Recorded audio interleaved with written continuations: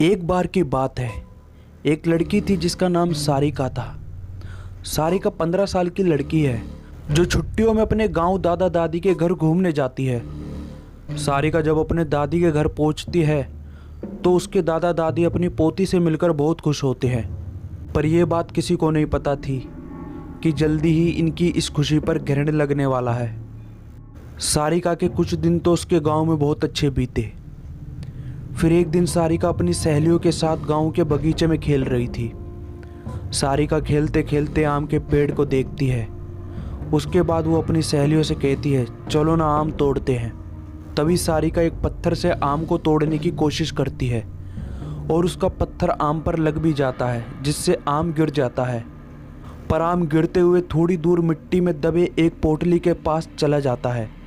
सारिका जब आम लेने वहाँ पहुँचती है तो उसे पोटली का थोड़ा हिस्सा उसे दिखाई देता है। वो सोचती है कि ये क्या है। ये सोचकर वो पोटली को बाहर निकाल लेती है। उस पोटली को खोलकर देखती है तो उसे उसमें कंगन मिलते हैं जो बहुत पुराने दिख रहे होते हैं। सारिका को तो ये पता भी नहीं था कि ये कंगन उसकी ज़िंदगी का सबसे भयानक हिस्सा बनने वाले हैं। वो कंगन उसे अपनी ओर आकर्षित कर लेते हैं, जिसकी वजह से वो उन कंगनों को लेकर अपने घर चली जाती है। फिर सारिका घर आकर वो सारी बातें अपनी दादी को बताती है और वो कंगन भी दिखाती है। फिर दादी ने जो कहा वो सुनकर सारिका डर से कांपने लगती है। दादी कहती है कि ये कोई आम पोटली नहीं है, ये एक चुड़ैल की पोटली थी। तुमने ये कंगन उस पोटली से निकालकर उस चुड़ैल को गुस्सा दिला दिया है, वो तुम्हारे पास जरूर आएगी। सारिका डरते हुए दादी से बोलती है, मैं समझी नहीं दादी, वो क्यों और कैसे आएगी। दादी ने बोला, ऐसी ही पोटली में भटकती हुई आत्माओं को कैद करके जमीन में गाड़ा जाता है और तुमने उस पोटली को जमीन से निकाला है और उसका कंगन भी तुम घर लेकर आ गई हो और तुम इस मनुष्य कंगन के साथ उस चुड़ैल को भी अपने पीछे ले आई हो। ऐसी भटकती हुई गुस्सैल चुड़ैल अपना बदला जरूर लेती है, वो चुड़ैल भी हमसे अपना बदला जरूर लेने आएगी। सारिका इस बात से डरती तो है पर उसे ज़्यादा यकीन नहीं होता। वो जाकर अपने कमरे में सो जाती है। उसी रात को करीब 1 बजे उसके कमरे की लाइट जलने बुझने लगती है। सारिका की नींद खुलती है तो देखती है लाइट नहीं है। तभी वो अपने बिस्तर के बगल रखे टेबल पर पानी पीने के लिए उठती है। तभी वो देखते हैं कि टेबल के पीछे कोने में कोई औरत बैठी है जिसकी आंखें एकदम काफ़ी डरावनी लाल है और एकदम से उसे ही देखे जा रही है।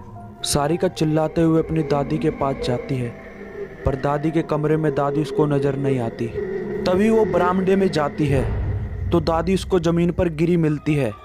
सारिका अपने दादा को खोजने जाती है पर उसके दादा उसे कहीं नज़र नहीं आते।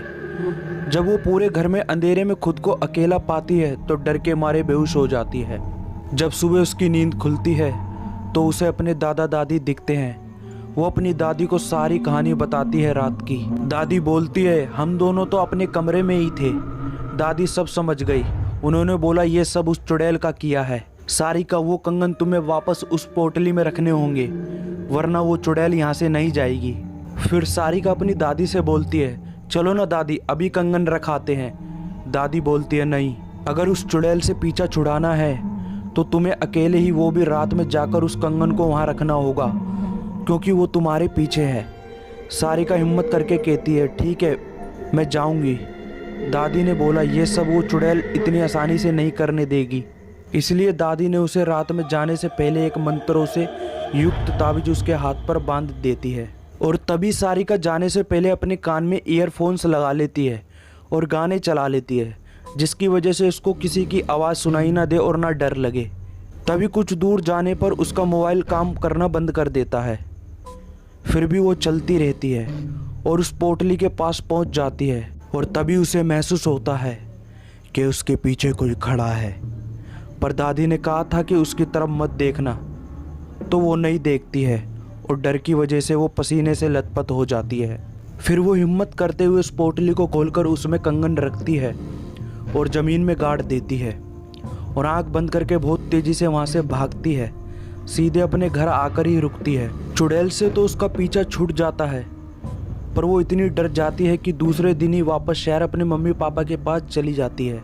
सारिका वो अपनी ज़िंदगी का खौफनाक हिस्सा कभी नहीं भूल पाती और जब भी उसे याद करती है तो बहुत डर जाती है।